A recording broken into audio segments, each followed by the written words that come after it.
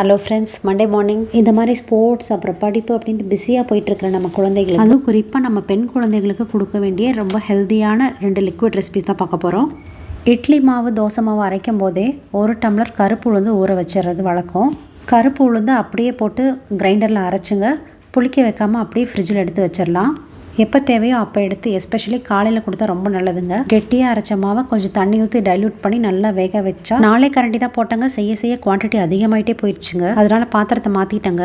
அப்புறம் இறக்கும் போது கொஞ்சம் தேங்காய் அப்புறம் வெல்லம் போட்டு இறக்கியாச்சு. குடிக்கிறதுக்கு சூப்பரான டேஸ்டியான உளுந்து கஞ்சி ரெடி. இப்போ நம்ம பார்க்க போகிறது மாதுளம்பழ ஜூஸ் தாங்க. 2 சின்ன டிப்ஸுங்க. மாதுளம்பழம் உரிக்கும் போது அந்த ஒயிட்டாக நடுவில் வரும் இல்லைங்களா, ஸ்கின் மாதிரி, அதையும் போட்டு செய்யணும். அதில் இருக்கிற அந்த துவர்ப்பு தன்மை ரொம்ப ரொம்ப நல்லதுங்க உடம்புக்கு. அப்புறம் எப்பவுமே ஜூஸ் போடும்போது வடிகட்டாமல் குடிக்கிறது ரொம்ப நல்லதுங்க. செய்யறதுனால 4 மாதுளம்பழம், 4 4 16 பேரிச்சம்பழம், அப்புறம் ஒரே ஒரு ஆப்பிள் போட்டு அரைச்சா திக்கான மாதுளம்பழ ஜூஸ் ரெடிங்க.